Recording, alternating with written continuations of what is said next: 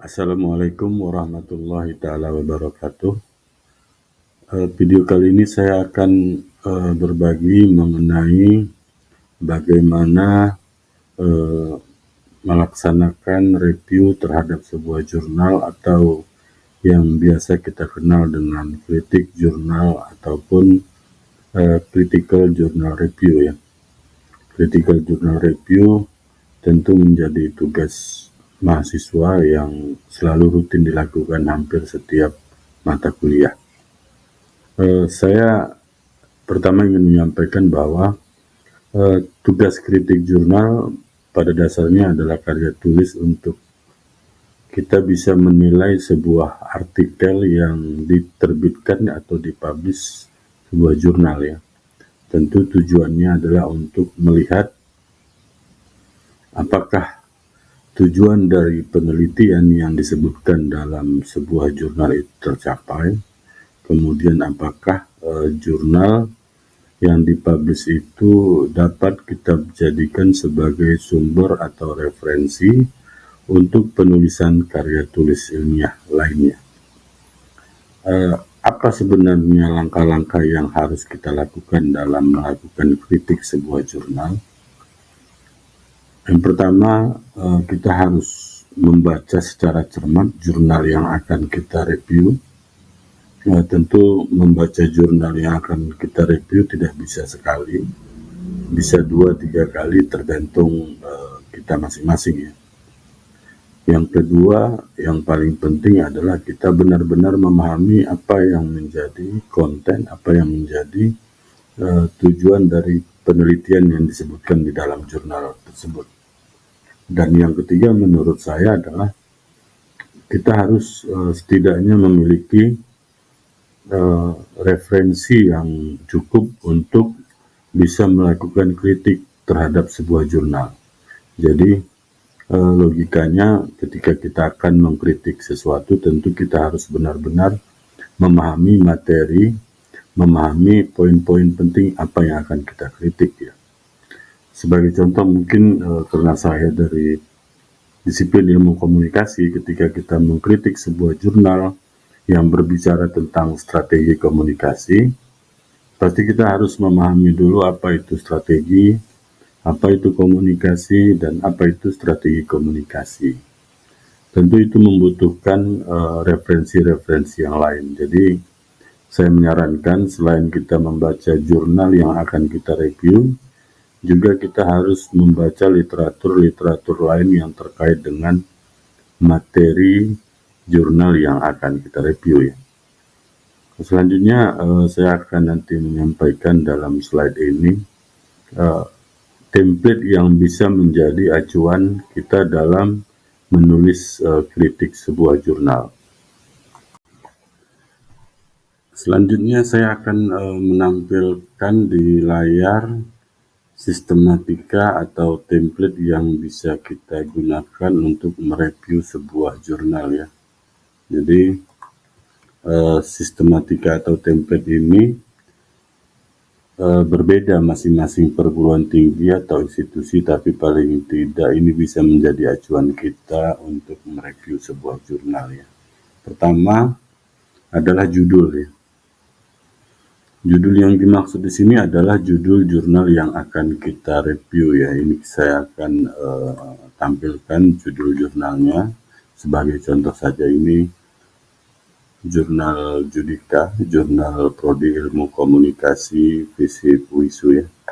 Ini kita blok saja judulnya, kemudian kita copy dan kita pastikan di sini. Kemudian nama jurnal ya, nama jurnal ini namanya jurnal Judika. Masing-masing publisher, masing-masing jurnal itu berbeda ya, ada yang di atas, ada juga yang di bawah, tapi ini saya rasa tidak sulit untuk menemukan nama jurnalnya ya. Ini jurnal Judika, kita copy, kemudian kita pastikan aja di sini. Volume dan halaman. Jadi volume dan halaman ini biasanya muncul ya, kalau nggak di atas itu ada juga yang di bawah, tapi ini memang posisinya di atas. Sekali lagi Masing-masing jurnal ini berbeda ya, berbeda kebijakannya mengenai penulisan volume dan nomor. Ada yang menyebut nomor, ada yang menyebut isu, ada yang menyebut edisi dan sebagainya. Tapi ini menandakan bahwa ini terbitan keberapa dan di tahun berapa. Jadi ini kita kopikan saja volume dan nomornya.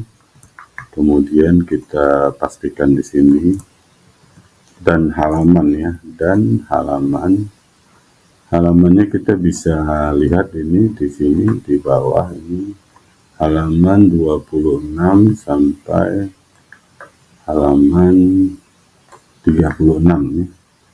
Jadi kita tinggal tulis di sini 26 sampai 36. Oke. Kemudian tahun yang dimaksud di sini adalah tahun dari kapan jurnal ini dipublish, ini ada di sini. Tahun 2025, kita kopikan saja, kita masukkan di sini. Penulis. Nah, ini penulis ini maksudnya adalah penulis jurnal yang akan kita review ya. Ini ada Fitri, Febrianti, dan Ridwan Nasution ya. Jadi kita kopikan saja. Koma, kemudian Ridwan Nasution. Soal penulisan ini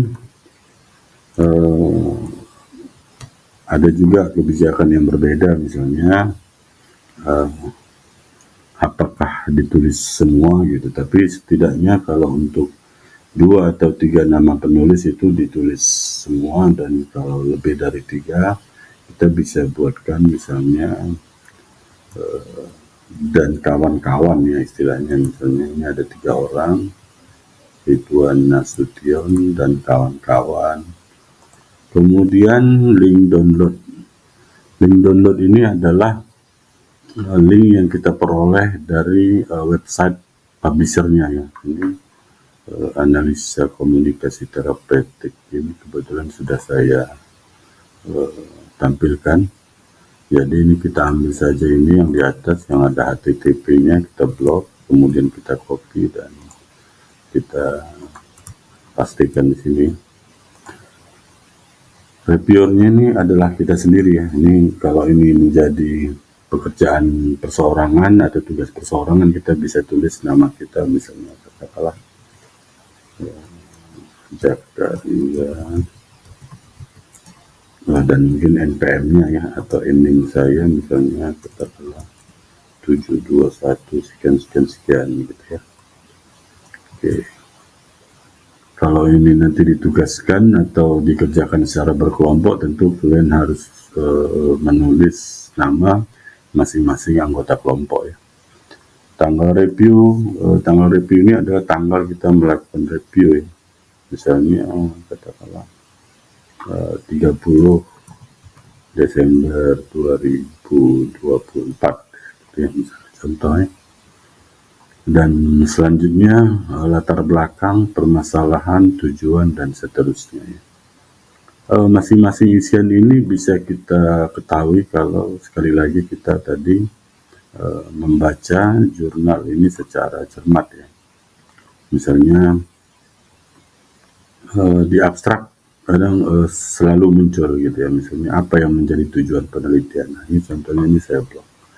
Tujuan penelitian ini adalah menggambarkan bagaimana komunikasi terapeutik bagi orang dengan gangguan penggunaan zat pada pemerlu pelayanan kesejahteraan sosial di sentra insaf Medan. Nah, ini menjadi tujuan penelitian. Ini kita copy, kemudian kita pastikan di sini. Itu tujuan penelitian. Jadi sekali lagi kita harus membaca dan betul-betul memahami, membaca secara cermat. Ini metodenya, metode kualitatif. Ini metodenya kita bisa copy, kemudian kita pastikan di sini.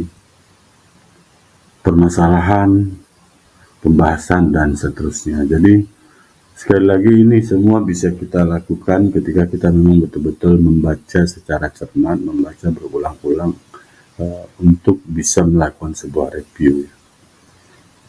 Dari semua item atau sistematika yang harus kita isi, yang menjadi konsentrasi dalam proses review atau critical journal itu adalah bagaimana kita bisa mengetahui, bagaimana bisa kita menganalisa keterbatasan, kelebihan, dan kekurangan penelitian.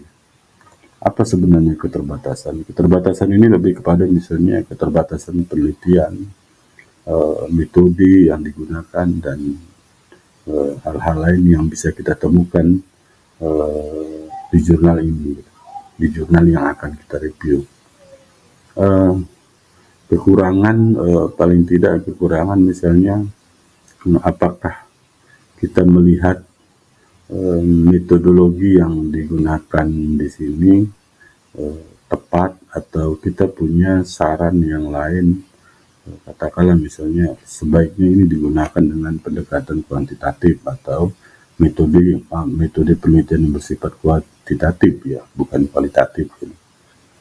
Jadi dari ini semua nanti kita bisa memberikan sebuah masukan atau kritik atau pendapat yang berguna untuk penelitian selanjutnya gitu. Jadi ketika kita mengetahui sebuah hasil penelitian itu ada keterbatasan, ada kekurangan, maka tugas kita memang sebagai mahasiswa atau peneliti untuk melakukan penelitian lanjutan untuk melengkapi ini. Jadi sekali lagi ini review atau kritik terhadap jurnal itu bukan pada konteks kita katakanlah menilai baik buruk, ya, tetapi lebih kepada kita melihat mana sisi-sisi dalam penelitian itu yang bisa nanti kita lengkapi pada penelitian-penelitian selanjutnya.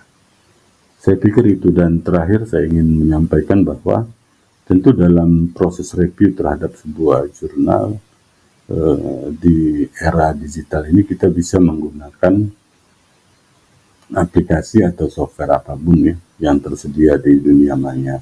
Tetapi saya tetap menyarankan kepada mahasiswa untuk melakukan kritik jurnal secara mandiri, ya, dengan membaca, berdiskusi, kemudian melengkapi referensi kita terhadap materi yang akan kita bahas. Saya pikir itu. Terima kasih. Wassalamualaikum warahmatullahi wabarakatuh.